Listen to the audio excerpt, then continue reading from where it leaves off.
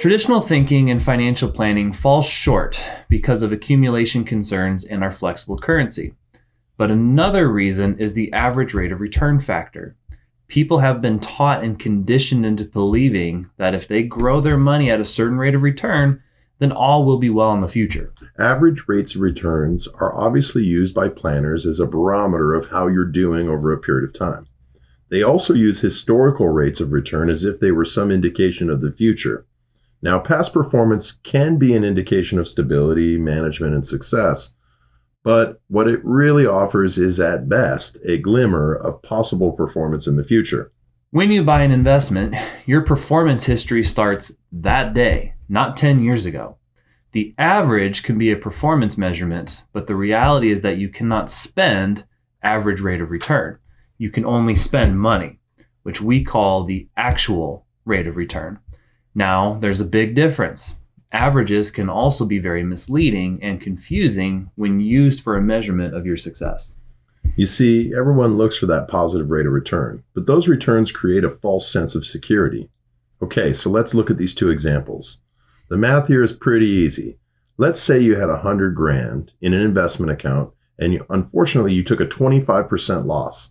How much do you have now? Well, $75,000. That's right. Now from there, you gained 25%. Are you back at 100,000? Nope. You are at 93,750 because you earned 25% on the 75,000, which of course is less than the 100,000. You must understand that the average rate of return is just math, but the actual rate of return is the real money. But more importantly, it's your money. Okay, let's look at a second example. You have $1,000 invested for 2 years. Let's say you average 20%. At the end of the 2 years, how much do you have in your account?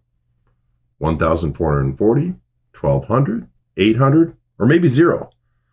Well, most say that's how we're taught to treat average rate of return, that the 1,000 at 20% earns $200 in year one.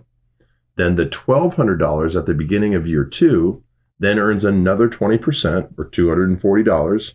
So that total would be $1,440. Here's the thing though. All of those options are mathematically correct.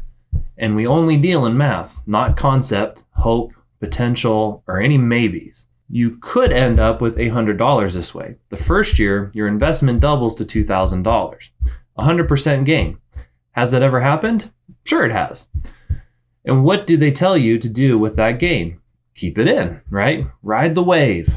Unfortunately, year two, you lose 60% or $1,200 of that $2,000. This leaves you with $800 at the end. You see, 100% gain and then a 60% loss, that's still a 20% average, but you lost $200. Your actual rate of return was negative.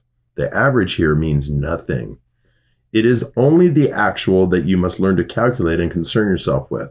The rate of return factor has many variables and many moving parts. Traditional thinking cannot control and predict a future outcome of all these variables successfully. And if they continue to use average rates of return, it's misleading at best. What we'll do for you is provide education, calculation, and analysis for free. Just follow us to keep learning more.